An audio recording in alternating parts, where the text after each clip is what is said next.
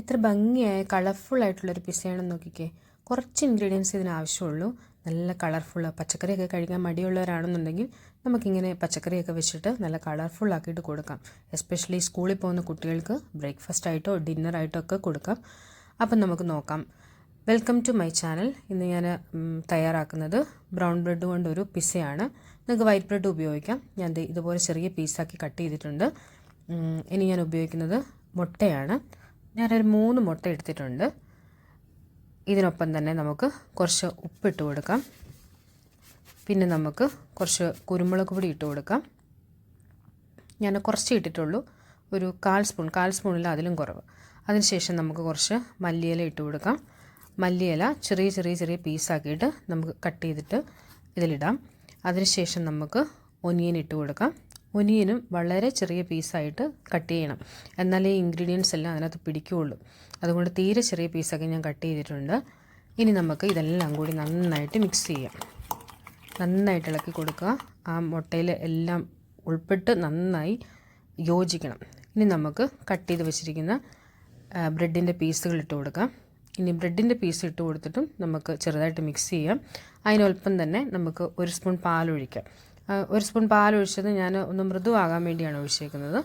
ഇനി നമുക്ക് പാൻ ചൂടാക്കിയിട്ട് ബട്ടർ ഇട്ട് കൊടുക്കാം. ബട്ടർ ഇഷ്ടമുണ്ട് ബട്ടർ ഇടാം, അല്ലെങ്കിൽ നമുക്ക് ഓയിലും ഉണ്ടാക്കാം. ബട്ടർ എനിക്കിഷ്ടമായതുകൊണ്ട് ഞാൻ ബട്ടറാണ് ഉപയോഗിച്ചിരിക്കുന്നത്. ഇനി നമ്മൾ തയ്യാറാക്കി വെച്ചിരിക്കുന്ന ഇൻഗ്രീഡിയൻസ് എല്ലാം കൂടി മിക്സ് ചെയ്തിട്ട് നന്നായിട്ടൊന്ന് താഴോട്ടൊന്ന് അമർത്തി കൊടുക്കുക. അതിനുശേഷം നമുക്ക് എല്ലാം ഒന്ന് ഇതായ ശേഷം നമുക്ക് അടച്ചു വെച്ച് വേവിക്കാം. അടച്ചു വെച്ചിട്ട് ഒരു 3-4 മിനിറ്റ് വേവിച്ച് വെച്ചാൽ മതി. അതിനുശേഷം നമുക്ക് തിരിച്ചിട്ട് കൊടുക്കാം. ഒരു സൈഡ് വെന്തിട്ടുണ്ട്, ഞാനിതിപ്പം തിരിച്ചിട്ടിട്ടുണ്ട്. തിരിച്ചിട്ട് ശേഷം ആ ഭാഗം വെന്തതിന് ശേഷം നമുക്ക് ഈ തയ്യാറാക്കി വെച്ചിരിക്കുന്ന ഈ പച്ചക്കറികളും ഈ ഒലീവ്സും എല്ലാം കൂടെ നമുക്ക് ആഡ് ചെയ്ത് കൊടുക്കാം. ഞാൻ ഇതിനകത്ത് യെല്ലോ ചീസാണ് ഉപയോഗിച്ചിരിക്കുന്നത്. നിങ്ങൾക്ക് ഏത് ചീസ് വേണേലും ഇതിൽ ഉപയോഗിക്കാം. അപ്പം നമുക്ക് ഓരോന്നായിട്ട് കൊടുക്കാം. ആദ്യം ഞാൻ യെല്ലോ ചീസാണ് ഇടുന്നത്.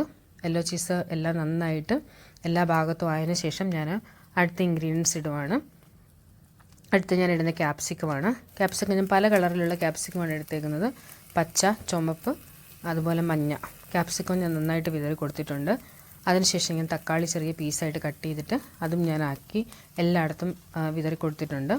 പിന്നെ ഞാൻ ഉപയോഗിച്ചിരിക്കുന്ന ഒലീവ്സാണ്. ഒലീവ്സ് ഞാൻ നന്നായിട്ട് എല്ലായിടത്തും ആക്കിയിട്ടുണ്ട്, ചെറിയ പീസായിട്ട് കട്ട് ചെയ്തിട്ടുണ്ട്. അപ്പോൾ ഈ ചീസ് ഉരുകുമ്പോഴത്തേക്ക് ഇതെല്ലാം കൂടെ അതിൽ പിടിച്ചിരുന്നോളും. അതിനുശേഷം ഞാൻ ചില്ലി ഫ്ലേക്സ് ഇട്ടിട്ടുണ്ട്. ഓപ്ഷനിലാണ് ചില്ലി ഫ്ലേക്സ്. നമുക്ക് പിന്നെ ഇത് അടച്ച് വെച്ചിട്ട് ആ ചീസ് മെൽറ്റ് ആകുന്നവരെ നമുക്ക് ഇത് വേവിക്കാം. അപ്പം നമ്മുടെ രുചികരമായ പിസ്സ റെഡി ആയിട്ടുണ്ട്. Thank you for watching.